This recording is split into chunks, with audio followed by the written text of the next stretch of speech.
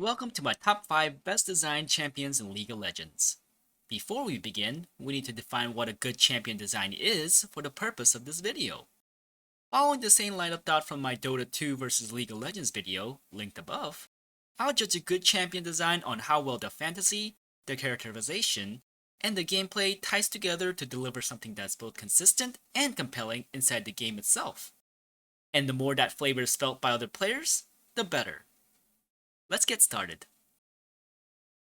Leaping his way into 5th place is Warwick, the howling beast of Zaun. The blood you spilled calls to me.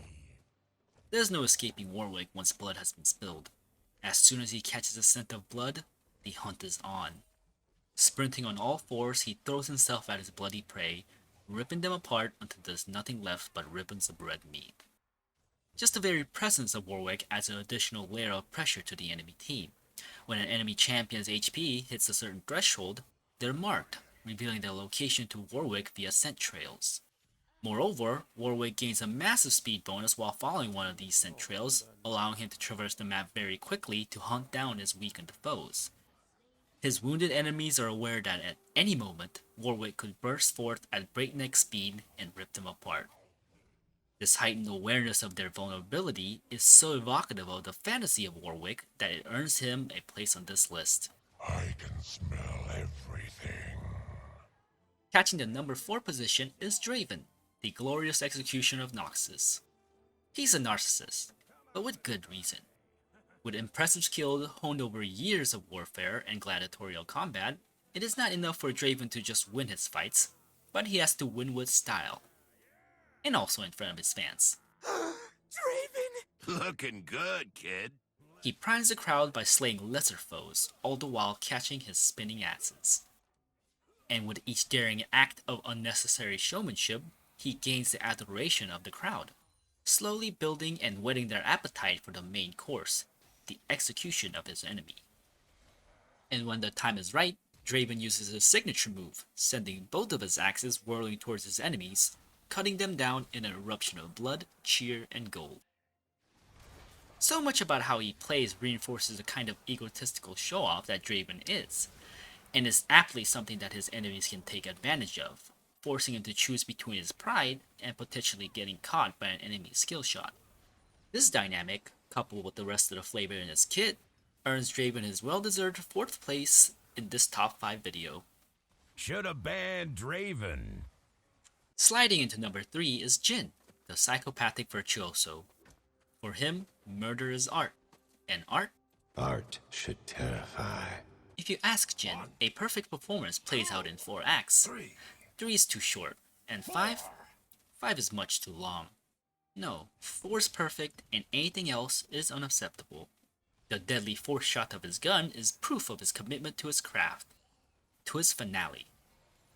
I like to think that if Jhin wanted to be practical, he could just fill his gun with the special empowered ammo, but he refuses, because for him, art must exist beyond reason.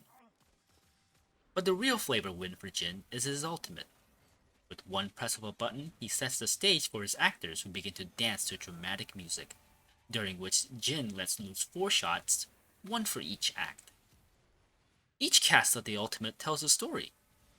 A story of a life tragically cut short, a narrow escape of death, or perhaps a touching story of self-sacrifice.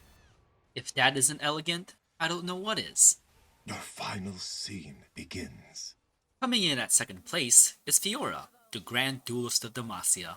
En garde! From the moment you're within her eyesight, she identifies the vital flaws in your defense, forcing you to adjust your positioning. Poor form. At any sign of an opening, she lunges in to strike at your vitals, dealing significant damage and giving her an upper hand in tempo, allowing her to quickly reposition to attack another weak point, or deftly riposte any retaliation that you throw her way. To beat Fiora, you need fleet footwork and patience, just like a real duelist. Carefully position yourself to not reveal your vitals while saving your most powerful abilities for the right opportunity. Both playing Fiora and playing against her is so thematically juicy that it lands her squarely in 2nd place. And finally, we get to talk about number 1. It was a hard choice, but in the end, there was only one clear winner. The honor of the best designed champion of League of Legends goes to a shadowy figure whispered across the entirety of Runeterra.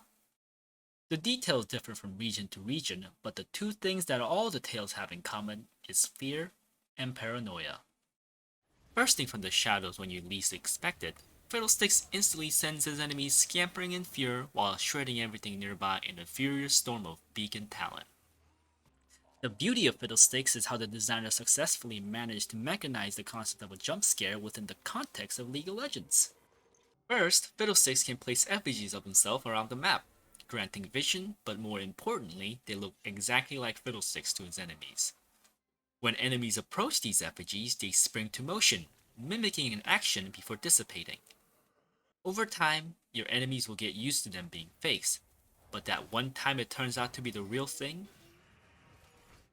well, let's just say it doesn't end very well. Don't be scared to get at you.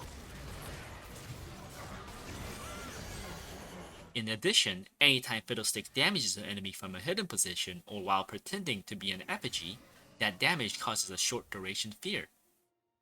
Each time you're startled by an unexpected Fiddlesticks, for a single beautiful second, you're feeling the very same fear that has stricken the champion that you're playing. That moment where the mechanics merge seamlessly with our emotions is enough to secure Fiddlesticks his place at the very top on my list as a single best designed champion in League of Legends. But hey, this is obviously a subjective video, so I'm curious. What are some of your favorite League of Legends champions, and why? Thanks for watching!